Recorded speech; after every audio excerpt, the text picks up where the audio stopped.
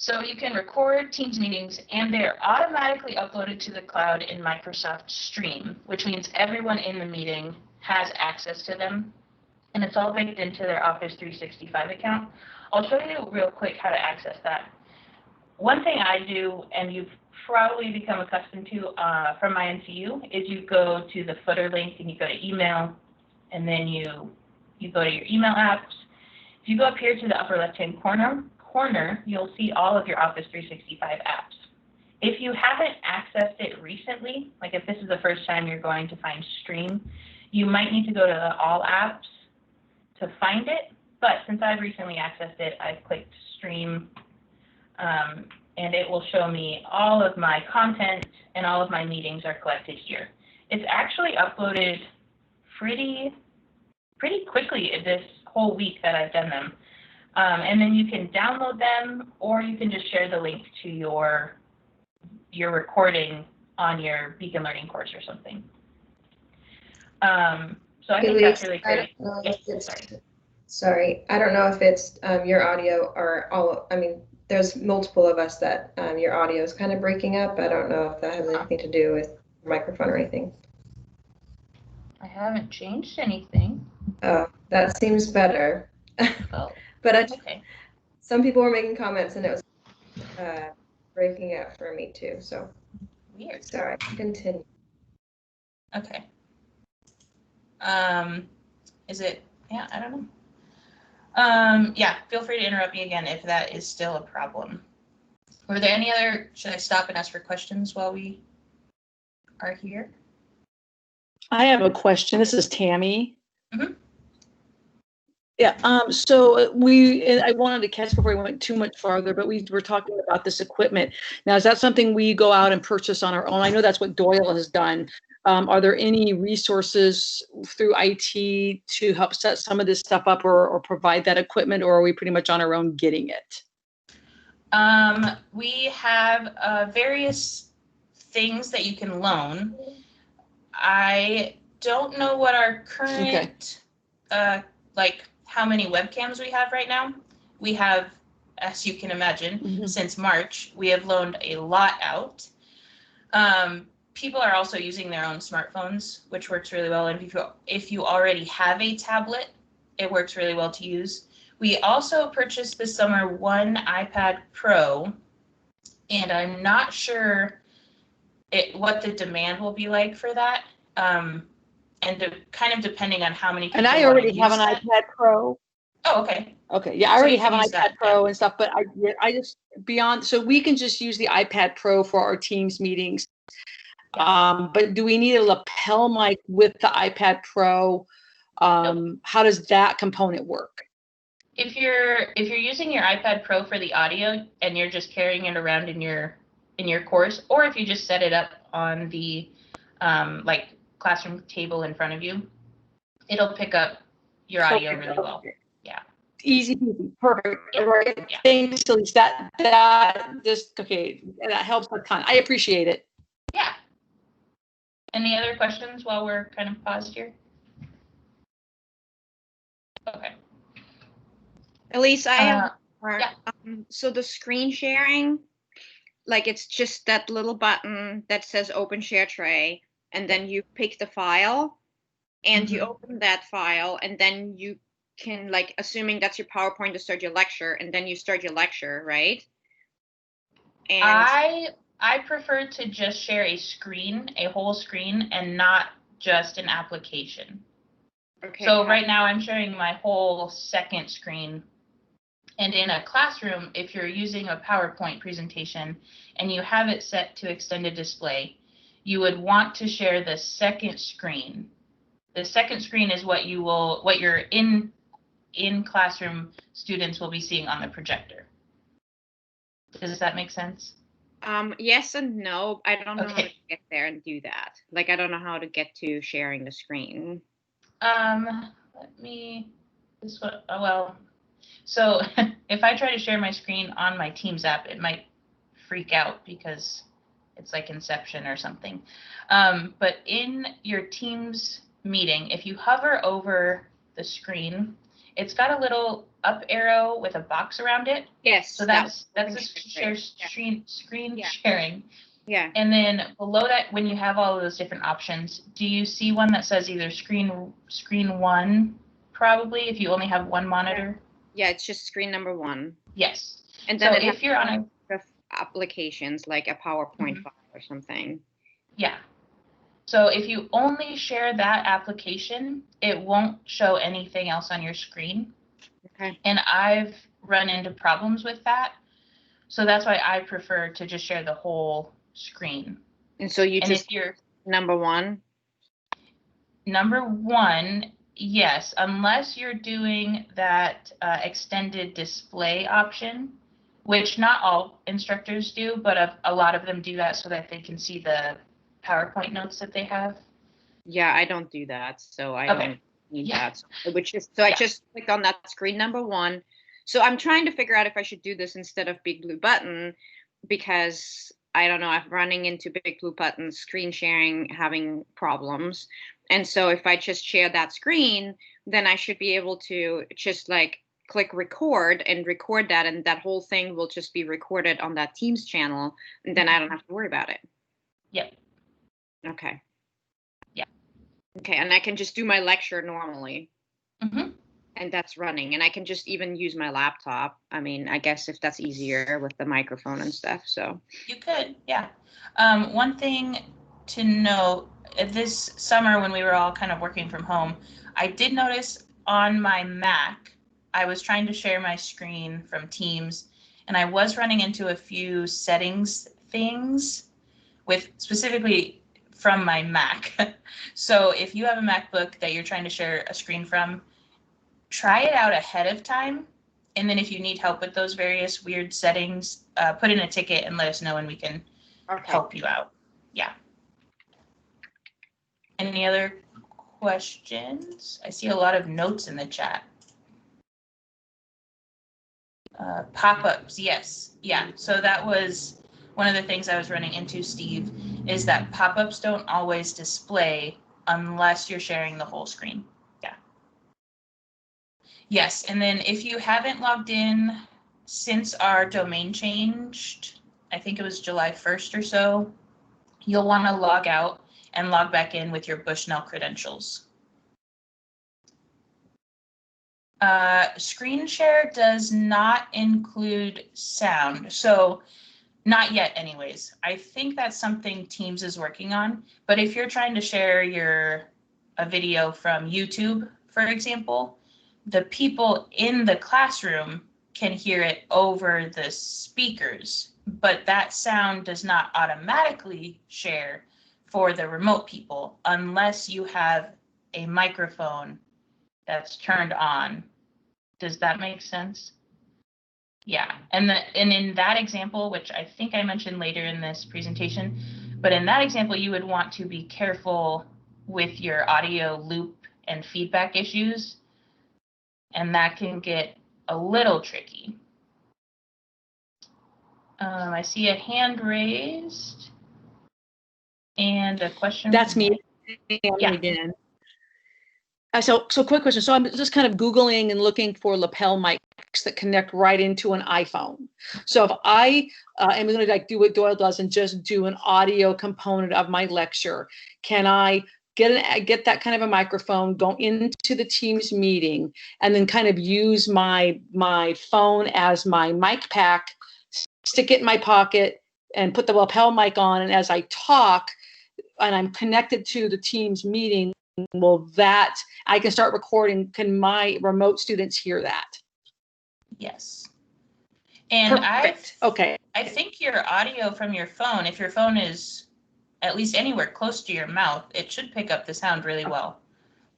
Okay, I was just trying to, I'm lazy sometimes, and so I was just trying to avoid to not have to hang on to it.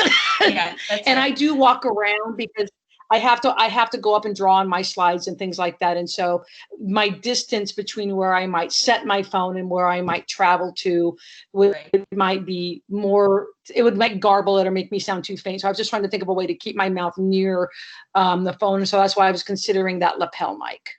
Yeah, okay. Another thing while you're talking about that is if you have students in the if you have students in the course or in your physical classroom, I should say, like answering questions or asking questions, repeat it back in your microphone that's closer to you for those people who are remote. Because as you said, you know, people who are far away from the mic, their sound might not be great. So repeat everything back if you can. Okay, perfect. Yeah.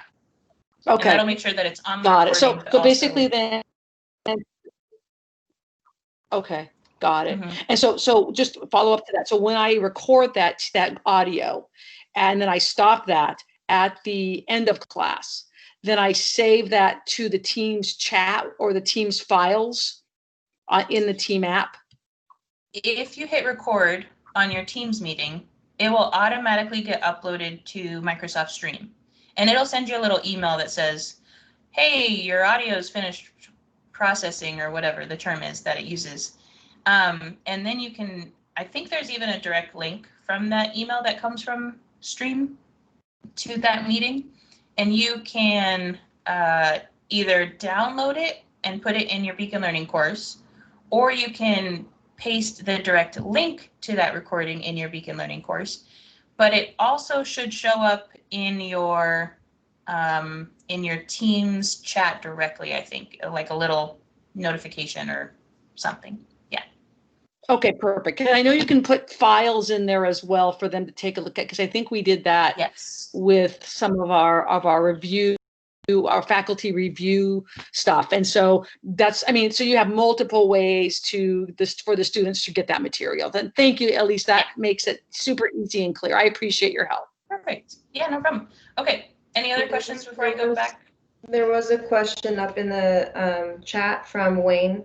Can you screen share and show live video at the same time, and how would you move back and forth in between? You can, I guess it depends on what you're sharing. You can share a screen like that you're watching YouTube or something. But again, that audio on the screen sharing doesn't currently get picked up unless you have a mic in the room catching the speaker sound. So yes, I would also give a little asterisk here. Internet speed and connection is very important in that context. So if you're using a campus computer, you're hardwired into the internet connection, and that will be much, much, much better than trying to use Wi-Fi. So if you're trying to do this from home on your Wi-Fi connection, that could probably have some lag, and I would be hesitant to try to do that. I would also probably recommend sending out a link to the YouTube video ahead of time and then just doing the discussion in class. Doyle's nodding his head. Maybe he wants to kind of speak to how he's done that. So, hey, Elise, can you hear me? Yeah. So what I was picturing contextually is in a lot of my methods classes, we'll discuss a topic. Maybe I'll show a video, maybe we'll have some slides, and then the students will practice that teaching method. And so what I was trying to figure out is, could I explain the concept and then have video of myself modeling it, or video live of the students practicing, so the people at home could see the visual that goes along with the the explanation. Can I chime in on what I did last spring in my rhetoric class? We had students would pick particular video clips that they wanted everybody to watch, but there were only 3 students in the class, and we would each start watching it, and we would just sort of switch apps out of the meeting and watch it, and then come back when we were done, and it worked perfectly well. The only situation I can think of where that wouldn't work would be if during the video you wanted to point things out or make comments that they all heard while watching the video. That might be a bit of a train wreck, but other than that. And I'm also thinking like live role play, if that makes sense, because we're practicing the teaching methods. I was just trying to think, could I go from a slide where I'm explaining the teaching method and then show the live role play in the class that's happening?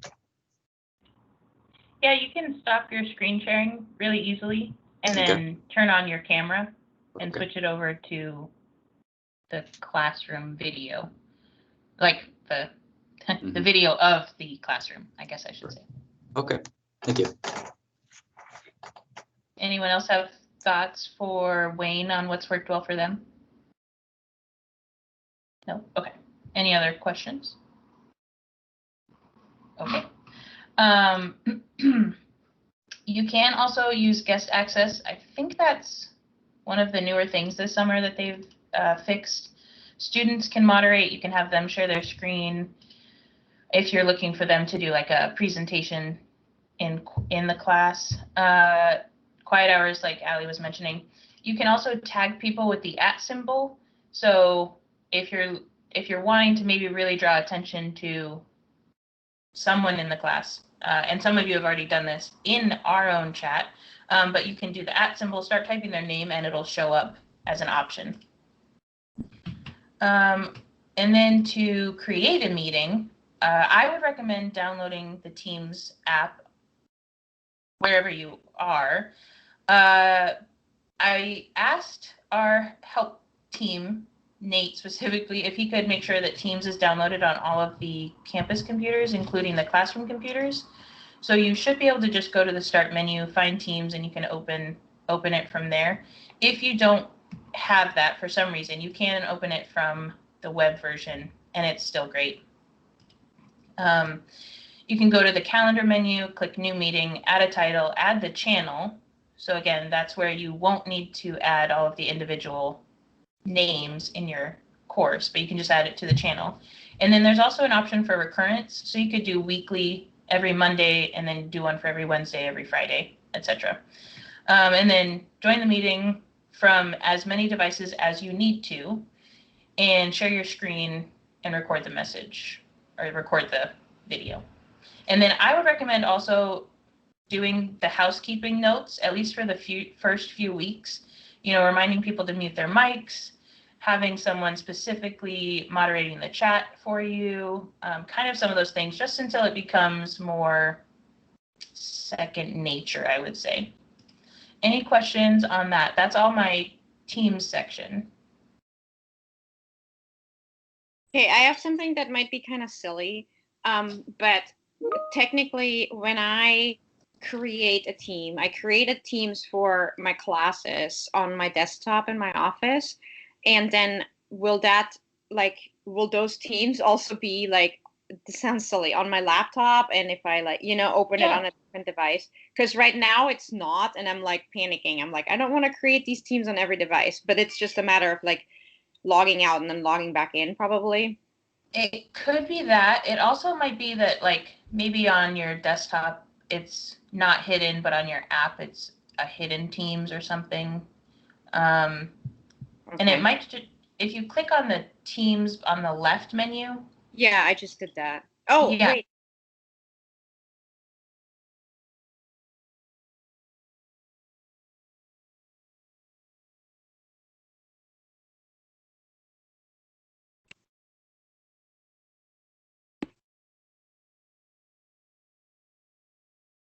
Thank you.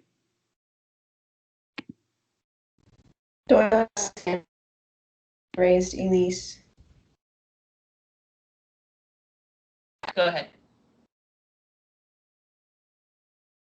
You're muted. So, yeah.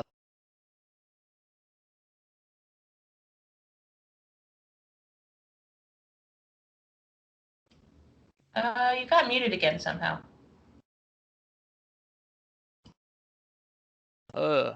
So sound is being a little cranky for me again. I don't know if it is for other people. But because now I can't hear anything. Hello? Okay, there we go. Okay. I can hear you. Can you hear me? Yes, I can hear you. Okay. So if we're about to wind down on Teams, there's just one thing I want to bring up. I'm not anti-BlueButton, and anyone successful with BlueButton, I celebrate that.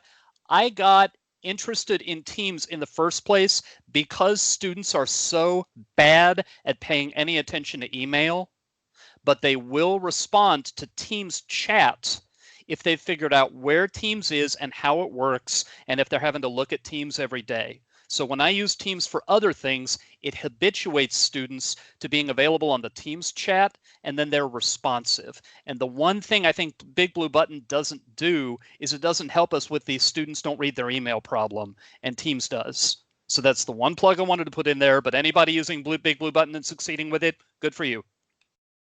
Yeah. It also, I think Teams is really nice because it integrates with Outlook. So if there's anyone who does use their calendar, I don't know if that's a student thing, but at least I use my calendar. So I can see when I have a meeting right away. And it also is nice because it integrates with all of campus. So any Bushnell user has an account already. The one thing I guess I would say as an argument for BigBlueButton is that the enrollment is already automatic based on, the registrar's enrollment and stuff in our system. So then Teams is a little bit more manual. If you have an add drop issue, you have to manually update that in your Teams members. So that would be something to keep in mind at least. Any other questions on Teams? Yeah, I was having some weird things with the audio then too, so I don't know what was going on. Anyways, now on to BigBlueButton. So BigBlueButton is a live classroom environment integrated into Beacon Learning. It does have the capability of recording sessions for later really easily, but I think I mentioned this later in the thing, but it doesn't actually record the chat on the recording. How many times can I say record through this meeting? We'll find out. Hopefully someone's keeping track. So directly in Beacon Learning, I'm going to switch over here now. Directly in your Beacon Learning course, I'm going to go to fall. Nope, I'm going to go to spring. And okay, so this is the test course that we've been kind of messing with this whole week. If you see here, I'm going to turn my editing on. I do have a previous BigBlueButton. See Beacon Learning. Oh, never mind. It just changed. Oh, okay. I think Maybe it was just laggy. catching up. Yeah. Okay, it is showing up now? Okay, so in the BigBlueButton that I have here already, I've already recorded some of my demo sessions. So you'll see all of my previous recordings are showing up here. And I can zoom in a little bit. I can also edit the title of my previous recording. So maybe I want this one to say Monday, August 12th lecture. I don't know, whatever it is that I want to say. If you do the recording, you can also hit this statistics button. And I think this will come up later again, but it will show you how many students were speaking, messaging, and using emojis, raising their hands, and the participants list here. So anyone who joined this BigBlueButton session, they would have their name showing up here, either as moderator or student, and the duration of how long they were in, when they joined, when they left, that sort of thing. And I think some of these other ones have actually more info in them. Yeah, so if I had done any polls, which is a nice feature in BigBlueButton, the results would show up there. And again, if I click the video, this should open the recording. It won't show the chat or the participants in this window, but that other screen with statistics will show you that. If you're wanting to download the MP4 for some reason, you can just right-click it and then save video as. And so I've had some people do that. You can also throw it into YouTube if you want to download it and throw it into YouTube so you get the automatic captions. Yeah, so I'll just throw that out there. Any questions on this part? If you want to keep the recording for yourself but hide it for your students, you can just toggle the little eyeball and then it makes it inaccessible to them. I think just locking it keeps it from getting deleted or edited. Sure, I'll show you how to do a poll. I'm going to join a session. And Elise, then, yes, the screen is way later way than behind. audio. Yeah, Let so me when try you say to we just can't stop see. sharing and then share again. Maybe this will be better. You can see my screen again, right? Yeah, now we can. Okay. I wonder if it's just because there's so many people in the meeting. I don't know. Yeah, I I'm haven't thinking had. maybe if you just like pause and not move on to the next thing, Okay. so that we can just watch the screen catch up. Gotcha. Okay. So first off, in this screen, you'll notice your users window, your chat window, and your, I guess, your main screen here is your presentation. It will always default to this screen, which is just kind of designed to help you out. And then at the bottom, you can see that you have the options to join your audio and share a webcam and or share your screen.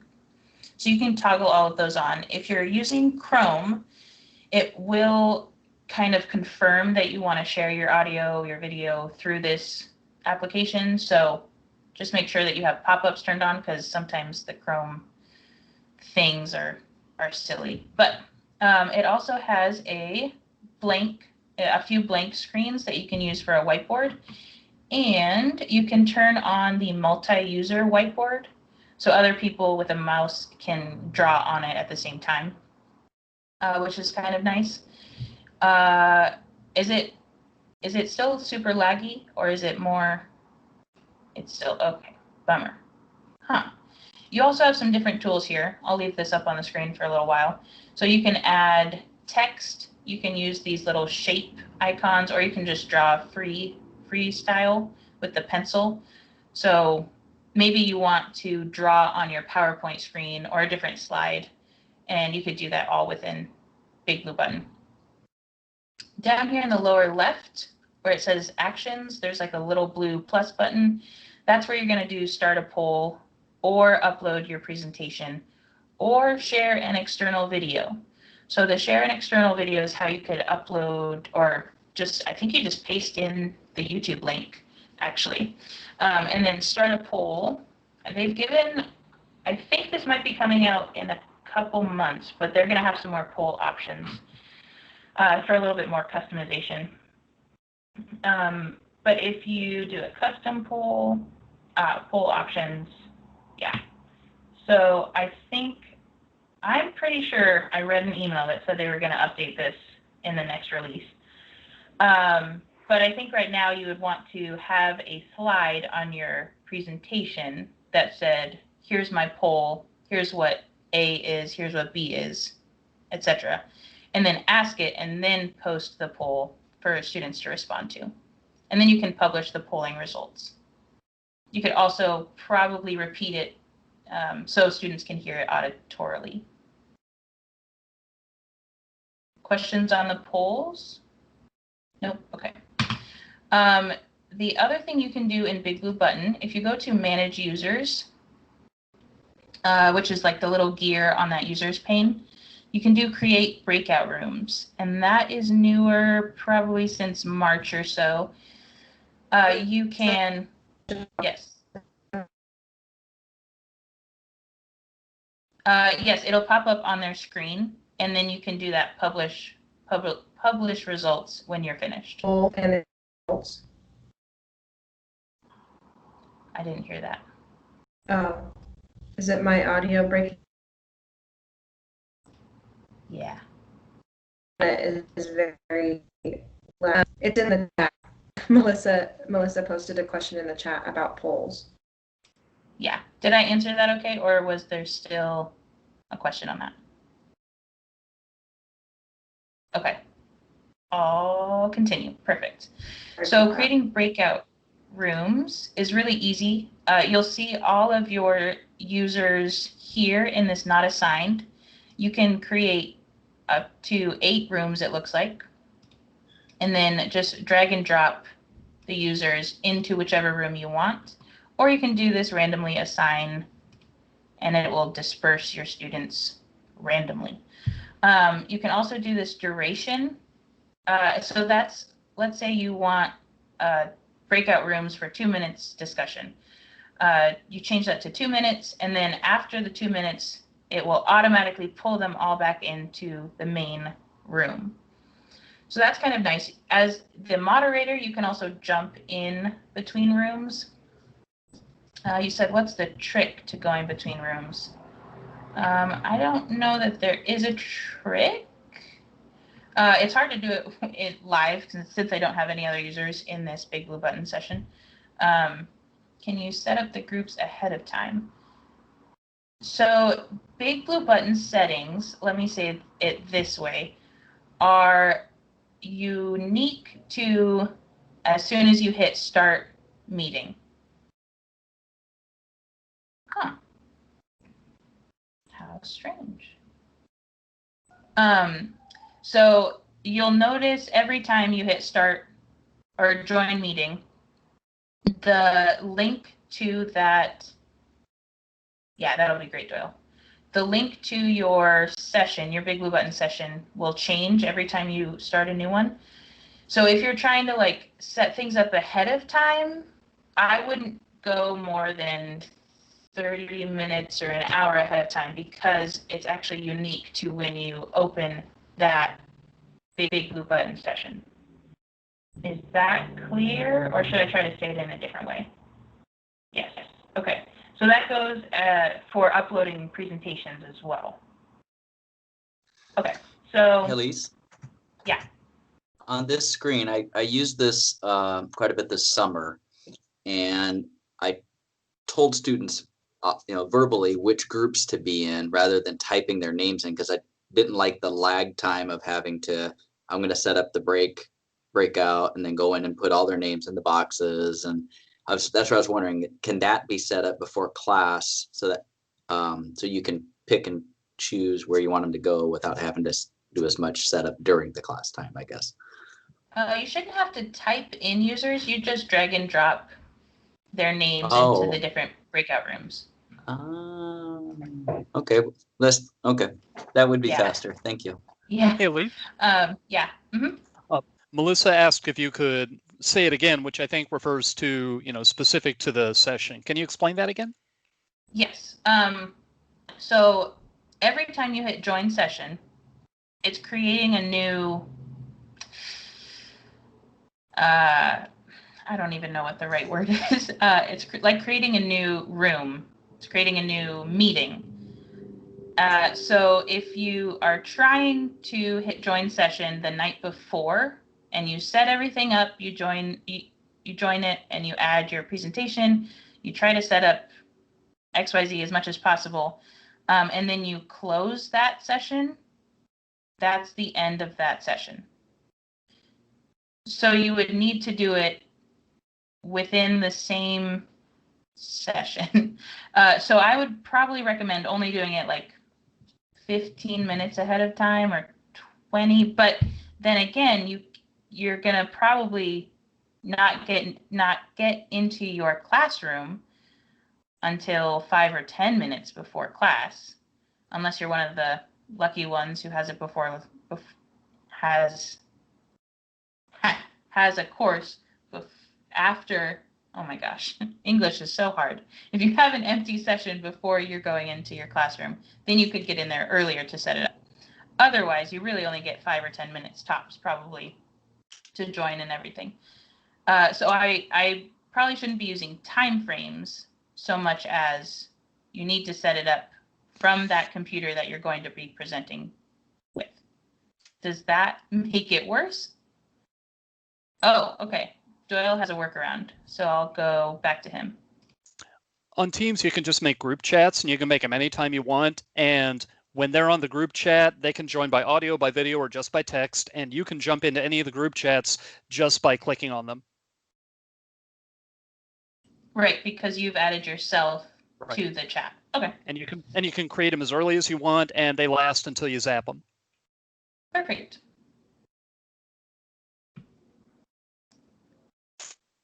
BigBlueButton to Teams. So it's, yeah, there's probably a learning curve. as with any new technology. So anyway, that's how you do the breakout rooms. I don't know how much lag there is, but Wayne, I'm trying to demonstrate by just dragging and dropping my name into different rooms, just because that's the only username I have right now, since I'm the only one in this session. Does that help? Okay. Thank you. Yeah. And I don't know if I do create. I did a little follow-up on Melissa's question too, if you have a second. Yeah. Just making sure I'm doing it right. When I set up, like this summer, I had 6 breakout rooms and I'm trying to drop in and listen to the conversations. If I stayed logged into room 1 and then jumped into room 2, I got 2 sets of audio going at the same time, which doesn't work. So then I have to log out of audio in room 1 and log into audio room 2, which sometimes with the connectivity can be really slow, 30 seconds to a minute to log in and out. It just feels like a lot of processing, and I didn't know if there was another, I'm doing it wrong or something, or if you had any suggestions. There is one suggestion that might help. I think every breakout room shows up in a different tab. Mm-hmm.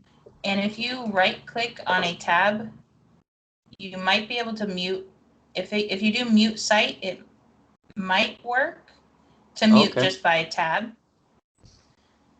I'll try that. Yeah, because I've been just Potentially logging in and out to deal with the audio. Exactly. I didn't know you could mute the whole tab. Okay, thank you. Yeah, so that might work. It does say mute site, so I don't know if that would mute all of BigBlueButton or all of Blindside's site, but yeah, it's worth a shot. Okay, so any other questions on the breakout rooms, BigBlueButton? You do have to remember to hit start recording. Again, same with Teams though. So, and I'm guessing same with Zoom. It doesn't just automatically start recording. So if you don't hit record on any of those platforms, there's no way to recover it, unfortunately. So, I have a question. Yeah. I was able to, because I had to have them pre-record a speech and then play it during class as part of our game when it was time for that speech, whenever they got called on.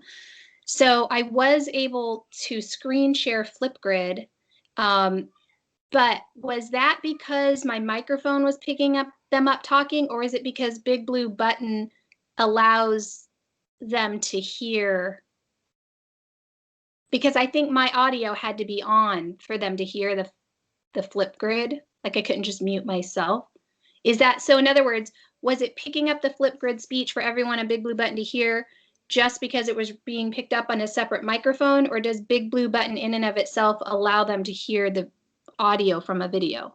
Because it did work, but I'm just wondering if I accidentally found a roundabout or if BigBlueButton just allows them to hear video.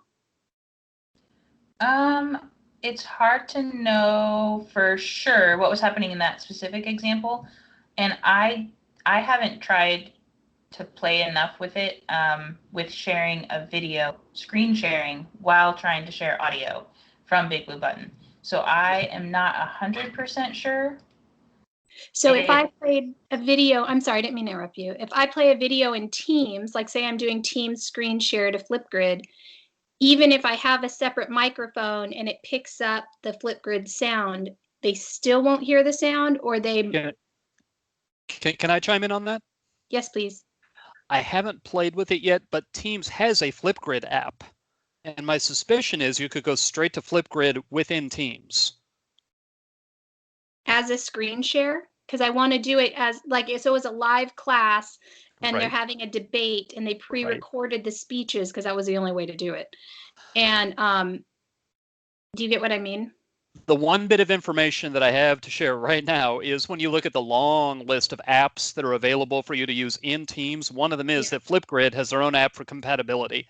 Now I'd have to play with it to see if in a video meeting, can you play a video through Flipgrid and have the people in the meeting hear it? But I don't know why they would create an app otherwise if it's not for the compatibility for situations like that. Because they all had Teams channels, and that's where they communicated with each other like an ongoing chat during the game over the week. And when they'd make the Flipgrid videos, it would post into their Teams channel for them, almost like a link. But because I wasn't using a live Teams feature, I don't know about that. But that's how it did automatically. Like I said, I would post in Teams, I would post in Flipgrid, and it would automatically go into the Teams channel as a pre-recorded video from myself or from them, which was nice. I think possibly you could have them just take the video, make the video into Microsoft Stream, because Stream and Teams work very well together, both being Microsoft products. And I'm pretty confident you could then make it work in the video chat, especially since we now have that setting in the shared drawer for system sound.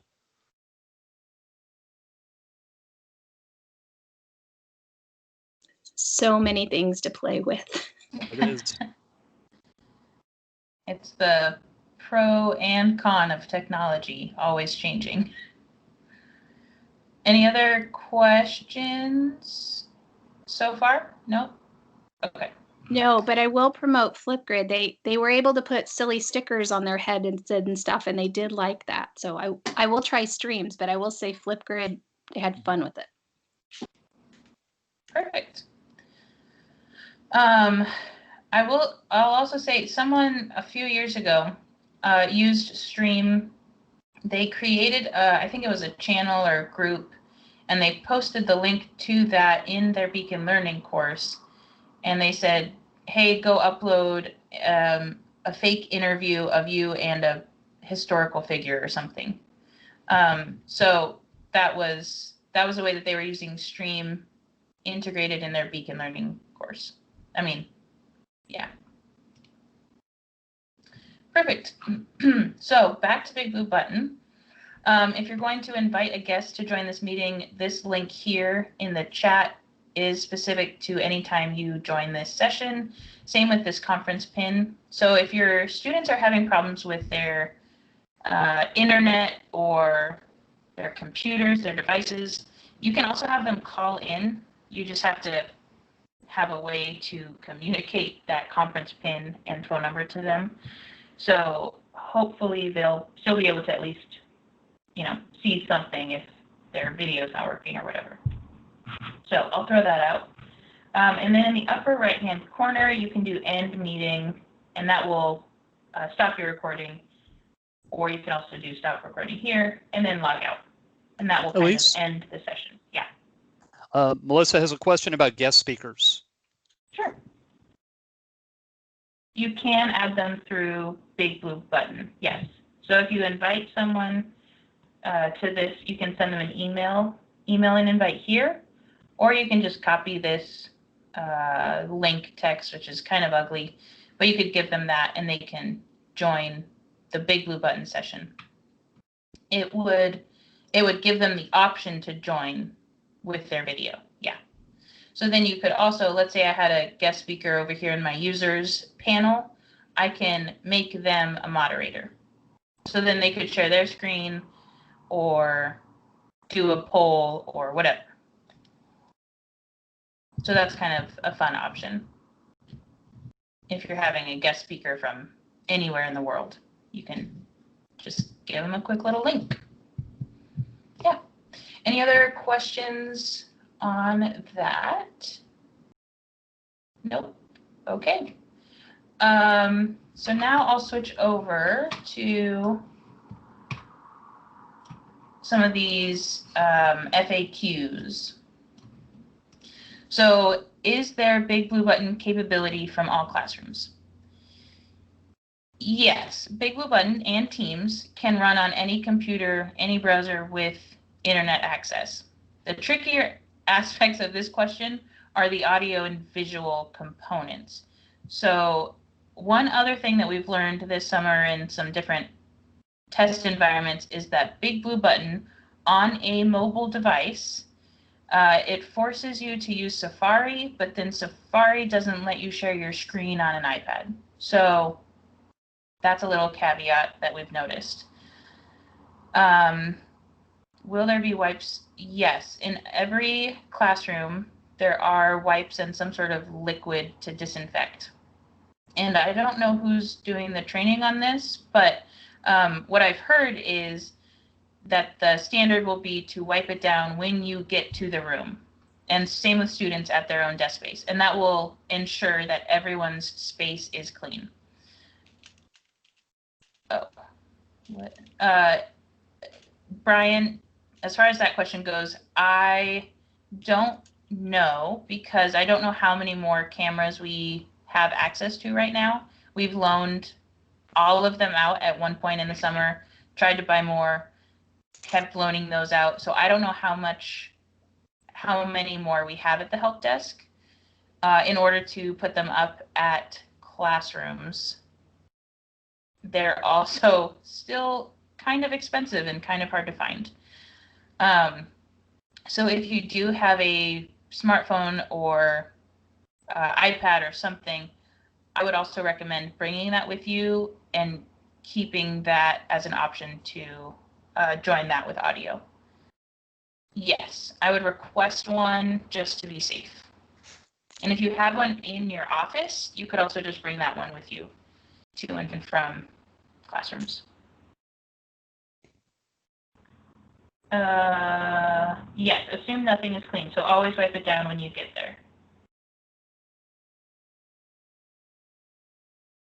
Are there any other questions that I missed? Okay. Can we use BigBlueButton participation to track attendance of students who are attending remotely? I showed that video statistics, and that only works if you've recorded your BigBlueButton session. So keep that in mind. Record the sessions. It doesn't hurt to record. You can always delete the recording later if it doesn't go well or something. But I would say always default to thinking, I need to record this. And like today, I forgot to start this recording until 30 minutes in or something. So try to get in the habit of hitting record as early as you can. But the chat is not recorded and the participant screen are not recorded in the video of BigBlueButton. And I think Teams also somehow tracks the attendance. Doyle, have you tried to track attendance through Teams recordings? I just realized my microphone's still on. I'm pretty sure when you do the meeting, the chat that's created along with it, that you can see from that, especially what I always did last spring when we were meeting by teams, is I would just ask a question of the day and have them all answer in the chat. And then their answers in the chat were evidence they'd attended. Yeah, that's a good idea too. It's kind of like what you do in person, but digital. Yeah, cool. Can sessions in BigBlueButton be recorded and posted for the class in Beacon Learning? Yes. If you hit record, the sessions will display in the same place where you originally joined the session. And then I also mentioned you can still download the MP4 file if you want to put it somewhere else. And then same with Teams. If it's recorded, it'll automatically go to stream, and then you can download it or share the link in Beacon Learning. Can specific groups be assigned in Beacon Learning to manage the students attending in person or remotely on alternate days? Yes, and this isn't probably something that is super common, but let me go back out to my course here. There is, has my screen cut up? Pretty much. Okay, I'm on the participants. Oh, actually, we can't see Beacon Learning yet. I'm sorry about that. Oh, really? Bummer. Yeah. Still looking at Word. Huh. I'll give it another couple seconds. Are we there yet? There we are. There we are. So on the participants page, you can see this column for groups. So you could add groups and define them and then add students to different groups. So maybe that's your Wednesday, Thursday group and your Tuesday, Friday. I don't know. You can also do some other group naming convention. If you go down to the administration block, under users, there is an option for groups. I'm going to wait here a couple more seconds until hopefully my screen catches up. But in that window, then you can define your groups. so that you can put the students in them. Has my screen cut up? I'm not sure where you're headed. In the administration block under groups. Not visible yet. Huh. This is so strange. Slowly None of the other creeping ones down. this week have been so laggy that I've heard, at least. It's showing the administration block now. Okay, so I'm going to click groups. So I'll wait again for this one. On this groups page, there's an option to create group, so then you can define it. And then you can also, perfect. You can also restrict different activities in your course based on group. So I think I've shown in a couple other meetings, the settings for any activity or resource has that section on restrict access. You can expand that, and one of the criteria options is group. So if you have those defined and set up in your course, you can say only group A gets this resource, or this link to BigBlueButton, or this link to the Teams recording, whatever. And group B gets this other one. Does that make sense? And does that answer that question on how you could do that? Okay. Perfect. I don't know if Dennis is in this call, but he was one who specifically had that question. What can you think of that will help instructors navigate this territory? Communicate with your students, especially the ones that are remote. Find out what type of devices they're using, what their internet connection at like is home, and how comfortable they feel with technology. And then don't be afraid to over communicate things that maybe you felt like you've said 100 times, like mute your mics when you join the call. Don't be afraid to keep communicating that.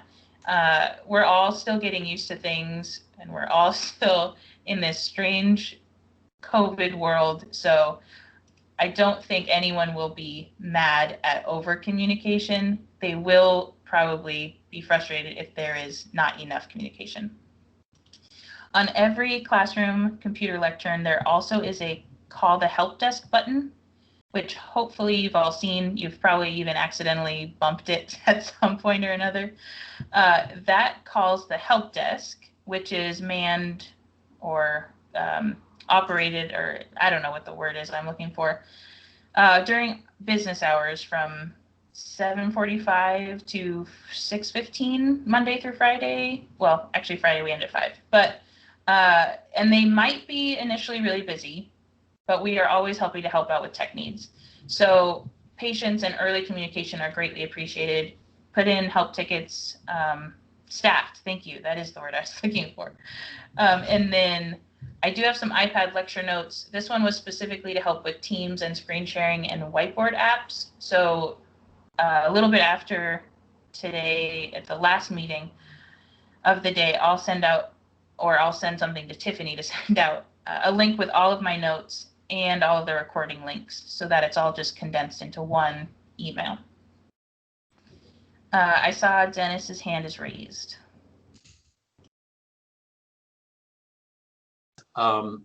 Yes, can you hear me? Yeah. Yes. One of the things that I'm thinking about as we think about some of the classes being split, meeting on alternative days, some of them will be you'll want them to be participating remotely through through Teams or BigBlueButton, one or the other, and others are sitting in class. I'm just thinking through this. There are going to be students who are going to want to self-select on a given Tuesday. This is my day to be in class, but I think I'll skip and attend via Zoom. You're going to have to think through this individually as faculty about how you want to address that and handle it. I'd like for us to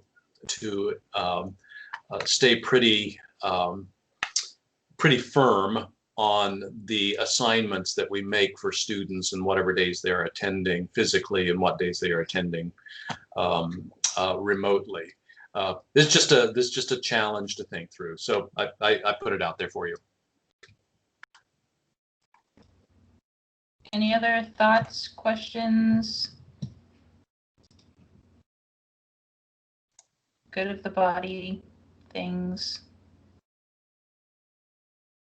Do you see that, Elise? The split class issue with BBB? I'm not Go sure I understand the question. You could, so if you do have a split class, you can create 2 different BigBlueButton activities and restrict them based on group, so that you have a group A BigBlueButton session and a group B BigBlueButton session. Everything else should look the same. It's just setting up those groups and the restrict access. Is that what the question was?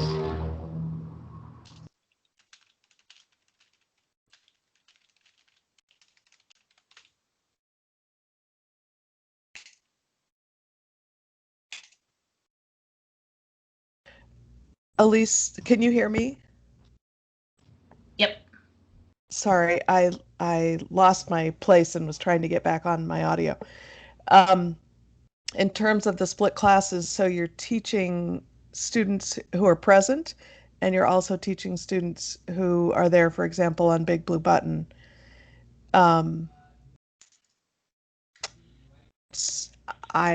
I probably should meet with you.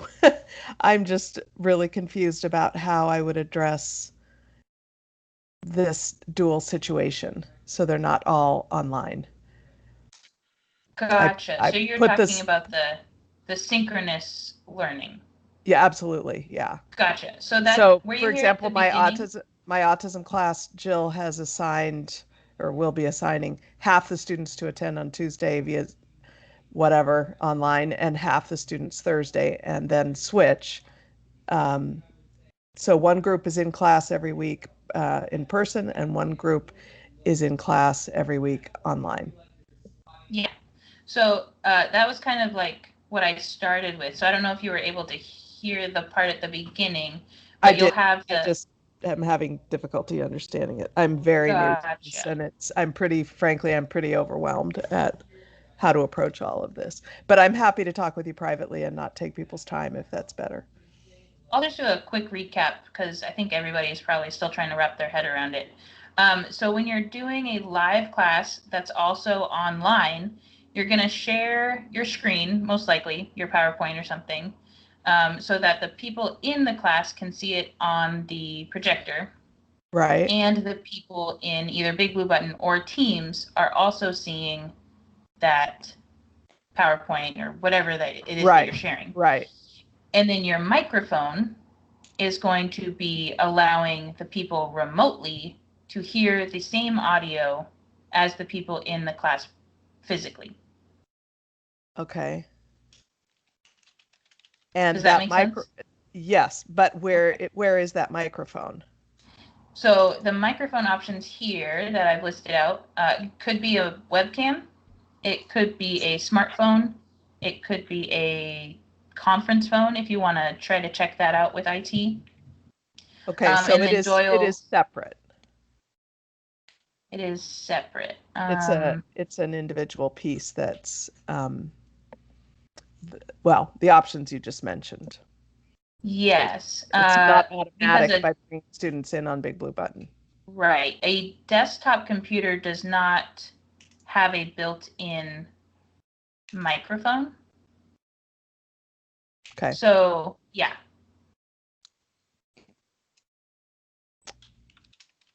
And then Doyle also mentioned earlier the audio-only simulcast, and he had his lapel mic, and I think that's going through your phone, you said, Doyle? Well, I have a USB lapel mic that goes Right. through the computer, but then I also have a lightning connector USB, or it's not USB, but a lightning connector lapel mic that you can plug into an iPad or a phone. So that's his audio connection. And then he's not actually using a visual component. He's just sharing the audio for those remote users. Okay. So don't be afraid to ask questions because, again, I'm thinking this is new for a lot of people, and we're all still trying to wrap our heads around remote live teaching, remote synchronous teaching. Yes, thank you. And Doyle, if you want to kind of reiterate anything I've said that works well for your courses, that would be probably helpful too for people on the call. I will shamefully admit I was just now returning an email from a student, so you might have to bring me back up to speed. Oh, sure. I was just trying to kind of recap the idea of how it's synchronous for the people in the class and also the people joining remotely, like how they're both getting the same content is what I was trying to kind of recap in a short sentence. Right, I can tell you exactly what I plan to do, and it hit me over the summer. I plan to do this even after the pandemic is over. I plan to join the Teams meeting at the start of my face-to-face class, but not turn the camera on.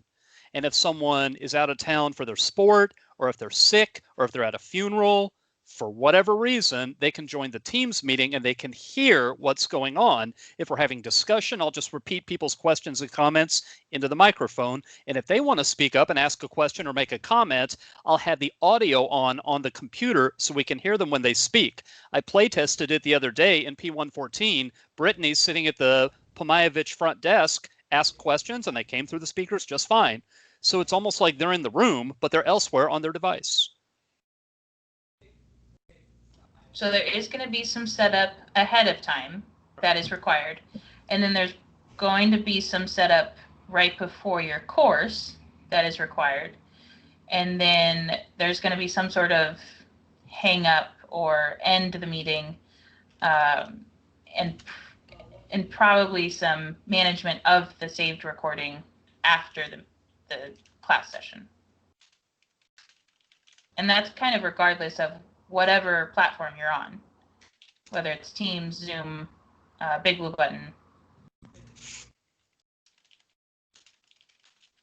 And again, IT is very, very open to helping people with this, but it probably will require some tech skills that maybe you didn't know you had before, since there are, 90 some odd instructors and I think 6 full-time IT people and then some student workers. So we're all going to be needing to help each other and be willing to learn some new skills for this fall semester at least.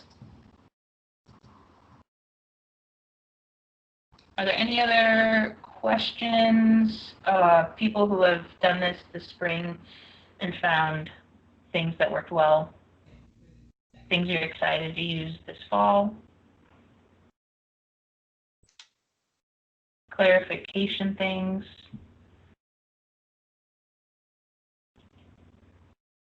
Okay, so that should probably do it then. Again, look for an email later today for kind of a recap of all the links and resources that you could ever possibly dream of. Have a great last day before orientation. Thank you, Elise. Yep, Thank you you're very welcome. much. Bye.